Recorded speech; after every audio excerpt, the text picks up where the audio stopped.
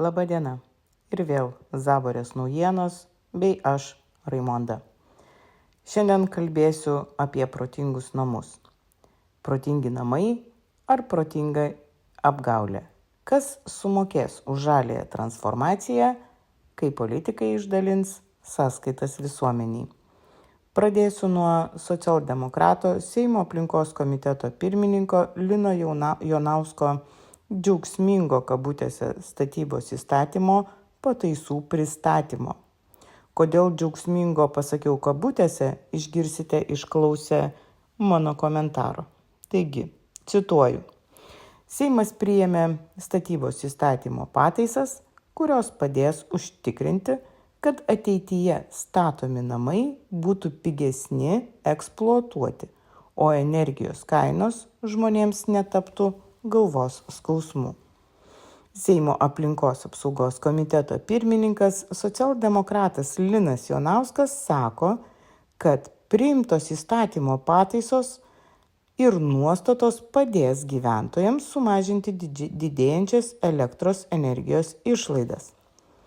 Seimo priimtos statybos įstatymo pataisos įsigalios 2026 m.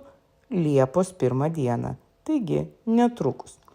Naujasis teisinis reguliavimas taps vienu svarbiausių žingsnių įgyvendinant ES klimato neutralumo tikslus ir transformuojant Lietuvos statybų sektorių į tvaresnį ir energiškai efektyvesnį, pabrėžia Linas Jonauskas. Tačiau kuo atidžiau skaitau šį įstatymą, tuo labiau stebiuosi. Ar valdžia kuria iš tiesų tvarią ateitį, ar tik naują reguliavimo, priklausomybių ir išlaidų sistemą, pridengtą gražiais žodžiais. Įstatyme atsiranda tokia nauja sąvoka – visai netaršus pastatas. Nuo 2028 metų tokie reikalavimai bus taikomi valstybės ir savivaldybių statomiems pastatams, o nuo 2030 metų visiems naujai statomiems pastatams Lietuvoje. Skamba įspūdingai. Tačiau ar egzistuoja visiškai netaršus pastatas? Juk betonas, plienas gaminamas išskiriant CO2. Saulės elektrinės, kaupiklių baterijos gaminamos išskiriant CO2. Šilumos siurbliai, dyzeliniai ar benzininiai elektros gaminimo generatoriai gaminami išskiriant CO2, o juk jų gali prireikti, kai dings elektra. Reiškia, kalbame ne apie visišką netaršą, o apie mažesnę eksploatacinę taršą. Tai svarbus skirtumas, nes kai politiniai šūkiai pradeda skambėti garsiau už fiziką, ekonomiką ar elementarią logiką, visuomenė turi teisę užduoti nepatogius klausimus politikams. Dar svarbiau tai, kad įstatymas daug kalba apie technologijų diegimą, bet beveik nekalba apie jų gyvavimo laiką ir pabaigą. Kas nutiks po 10, 15 ar 20 metų, kai tūkstančiai saulės modulių, inverterių ir kaupiklių baterijų taps atliekomis? Kur jos bus perdirbamos? Kas už tai mokės? Ar Lietuva jau turi pakankamą infrastruktūrą tokiam atliekų srautui? Kol kas susidaro įspūdis, kad planas apsiribojo formulę įdiekime dabar, galvosime vėliau. O vėliau galbūt niekada? Tai nėra pilnas žiedinės ekonomikos planas. Tai klausimas, į kurį kol kas nėra jokio aiškaus atsakymo. Nemažiau klausimų kelia ir vadinamieji protingi namai. Šiuolaikinis energiškai efektyvus namas vis labiau priklauso nuo elektros energijos. Šilumos siurbliai, rekuperatoriai, automatika, inverteriai, kaupikliai, išmaniosios valdymo sistemos – visa tai veikia puikiai tol, kol yra elektra. Bet kas nutinka, kai jos nėra? Ilgesnis elektros tiekimo sutrikimas gali reikšmingai paveikti tokių sistemų veikimą. Dauguma saulės elektrinių be specialių autonominio darbo sprendimų dingus tinklo įtampai atsijungia.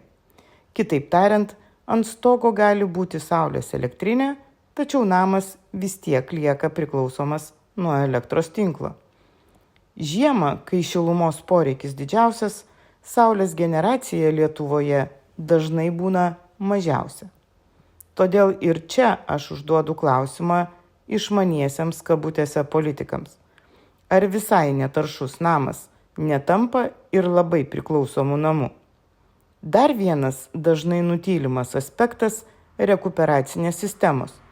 Tinkamai prižiūrima rekuperacija gali pagerinti vidaus oro kokybę. Tačiau tam būtina nuolatinė priežiūra, filtrų keitimas ir elektros energija. Jeigu filtrai nekeičiami laiku, jų efektyvumas mažėja. Jeigu sistema ilgam išjungiama, sandariame name gali didėti drėgmės kaupimosi rizika. Technologijos nėra stebuklas, jos yra įrankiai. O kiekvienas įrankis reikalauja priežiūros, energijos ir pinigų. Tačiau bene simboliškiausias šio įstatymo elementas – nauji konsultaciniai centrai.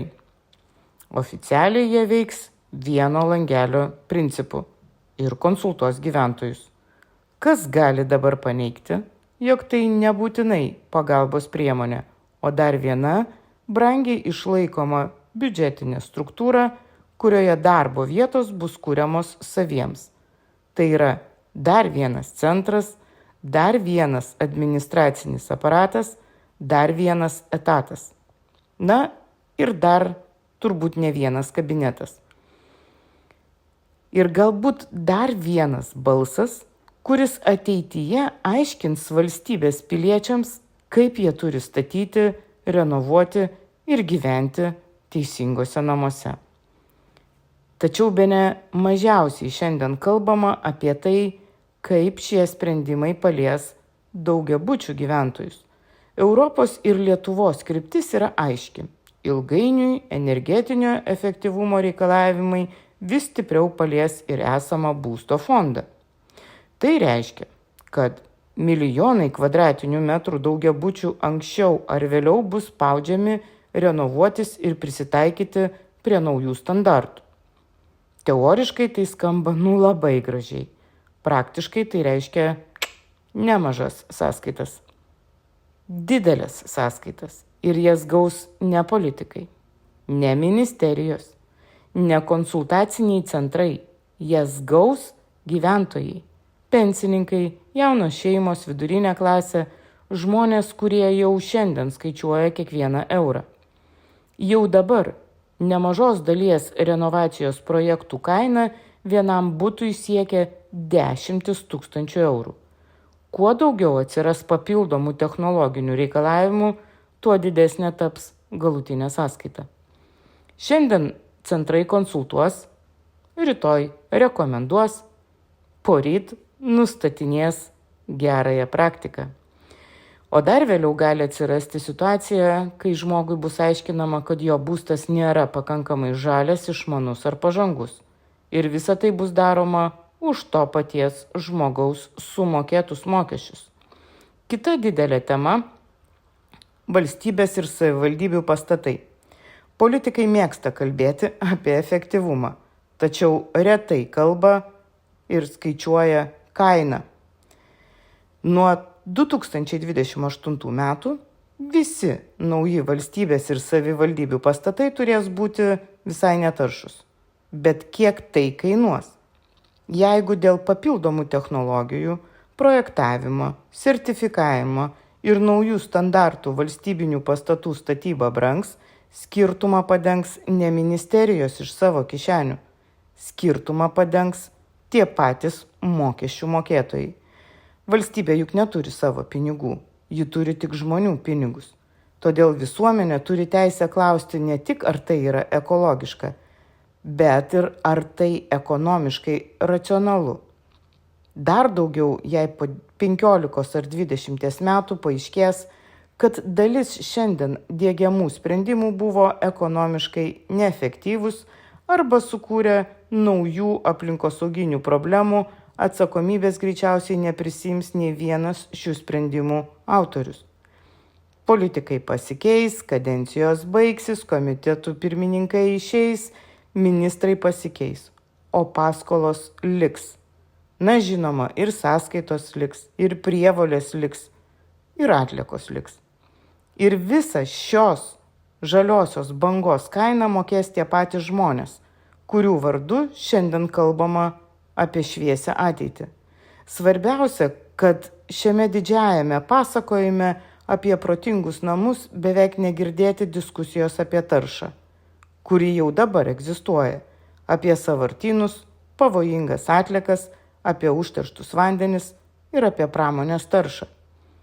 Apie realias aplinkosaugos problemas, kurios dažnai nėra tokios politiškai patrauklios kaip nauji sertifikatai, centrai ar gražios vizualizacijos. Ir aš kalbu ne apie tai, ar reikia efektyvesnių pastatų. Klausimas čia yra daug paprastesnis. Ar protingi namai iš tikrųjų sumažins realią taršą? Ar tik sukurs naują biurokratijos, reguliavimo ir išlaidų sistemą, kurios pagrindiniu finansuotoju vėl taps eilinis žmogus?